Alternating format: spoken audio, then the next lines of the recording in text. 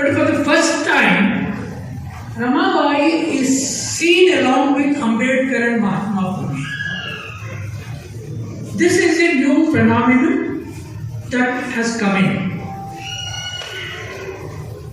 Now, I have been in the field of activism for the last 45 years and more. And I've seen several meetings on social reformers in the left movement, in the liberalist movement, and they put Raja Ram Roy as social reformer, Ranade as social reformer, Ishwar Chandra Vidyasagar as social reformer.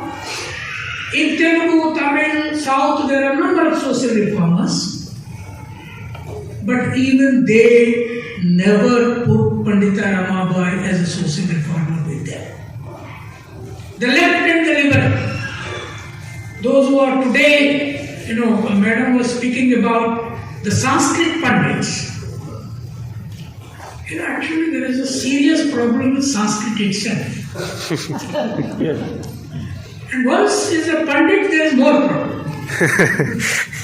So, I can understand a Sanskrit Pandit not allowing into a textbook Pandita Ramabai who married. He was not a Shudra, he was a caste. And in a legal way. And then she took to Christianity. But what happened to the left? But what happened to the liberals who celebrated social reformers, wrote hundreds and hundreds of books?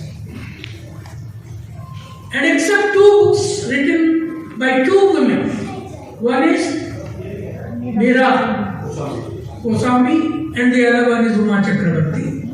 During the feminist movement kind of environment they wrote. Nobody wrote.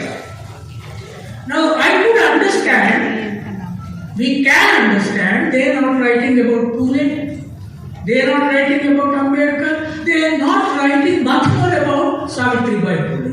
But why not about Pandita Ramabai, who was a Brahmin and who was a Sanskrit scholar? For anything, there's a great Sanskrit Pandit. She was one. And I don't agree with one conclusion, ma'am, that you drew. That Sanskrit is not Indian language. There is no love of Sanskrit among people at all.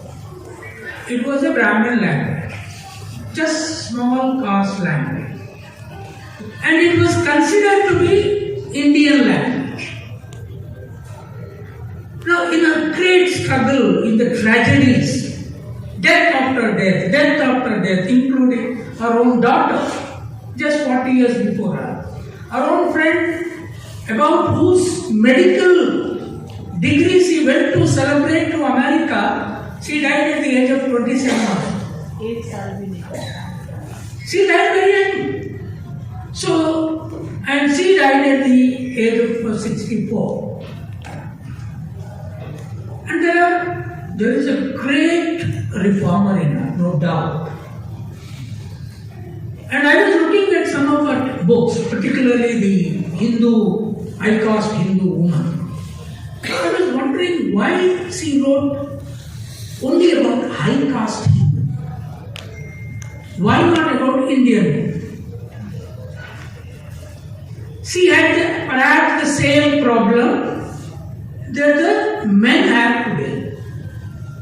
If she includes all women, she would have been completely opposed on the question of equality, on the question of relationships and caste. She did not take up caste issues at all. Though she wrote in the introduction about caste system in the book. So therefore, Sanskrit was a Brahmin language which was considered to be just 4% people's language as Indian language. Shankaracharya, who was 20, who traveled from Kerala to whole of North and spoke to Brahmin people. Nobody else. And Pandita Ramabai could go from Pune to Calcutta and get a doctorate degree in Sanskrit because that was a Brahmin language.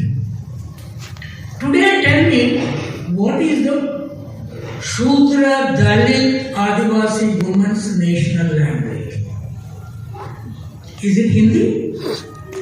Is it a national language? Is it Marathi? Or is it Sanskrit? Is it Persian? Or is it Urdu? And I have been campaigning for the last 30 years. The Andhra Pradesh and Telangana government now adopted English is their national language. Many Dalit women know English. They can speak to their Dalits outside their state. So that was Pandita Ramabai's nation. Therefore, she would get this much. Now, therefore, today, I think those of us who are in the field of research, writing, Pandita Ramabai need to be problematized more and need to be written about. Need to be clubbed definitely with Pune Savitribai Ambedkar. And she may not go with Raja Ram Mohan Rai, Ranade, and they may not accept. They may not accept for the simple reason that she became a Christian. When they did not accept even in 2007, when there was no BJP power, today they will not accept more. That's as simple as that. Now there is a problem with the Brahmin mind itself. And to me, there are many men who came out of it, not that they did not come out of it. Basava came out of it. But to me, in the entire Indian history, including feminist women, this is the only woman who came out of Brahminism. This is the only woman who came out of Brahminism. And she, and I imagined a woman writing a book in English. I was shocked to see her signature in such a beautiful language. She learned English so quick. And she learned other languages. And that means if Shudra, Dalit, Adivasi women are allowed to learn other languages, they would learn 101 languages within one night. They are that capable. So, Ramabai was capable. Therefore, my view is that I think Sunil Sardar and his team has done an excellent job, and Satya Sodhar. And I tell you, only Satya Sodhar truth seekers can do this, not Arya Samajis, not Brahma Samajis. She was a follower of Brahma Samaj. Yeah, and Arya Samaj. And quite peculiarly, she calls her organization Aryan Mahila Samaj. She did not call Indian Mahila Samaj. So she wanted to go with the Aryans. And today we know who Aryans were, at what stage they came, what production they did. The books are now very clear, DNA studies are very clear. But yet she wanted to go with Arya Samaj because at that time it could be understood. Now today, there is enough material in her struggle that she can be called a Dalitized woman. And you know what I am saying, a Dalitized woman. When I said this in my book, Why I am not a Hindu? No, I did not say that, you Christianize yourself or you Islamize yourself. You Dalitize India. What is Dalitization? Dalitization is living labor as life. Sanskritization means living leisure as life. In entire Vedic text, because I did my PhD on Gautam Buddha's political thought, in comparison with the Sanskrit literature, in entire Vedic Ramayana Mahabharata, show me, is there any single page about how land was tilled, how production was done, how cattle were grazed, how all India lived with production at all? Nothing in that. So the Sanskrit literature was anti-production.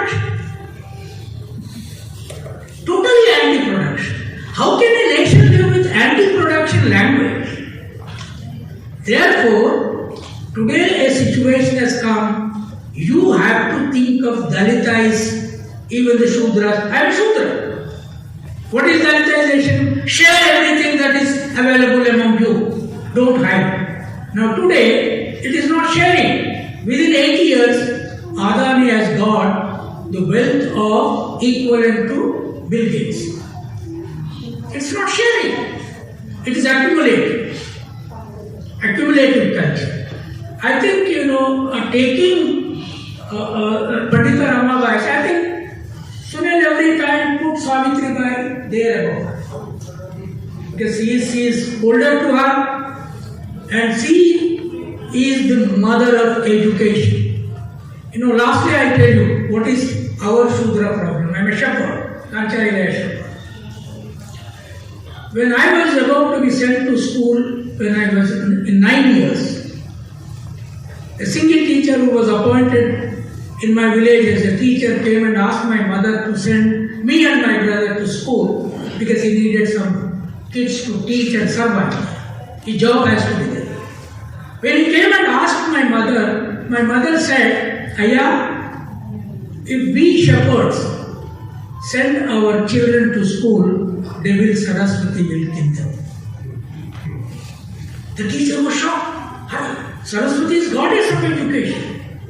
Then my grandmother came from behind the house and said, no. Saraswati will teach education, give education to Brahmins and Banyas. She will kill Shudra children.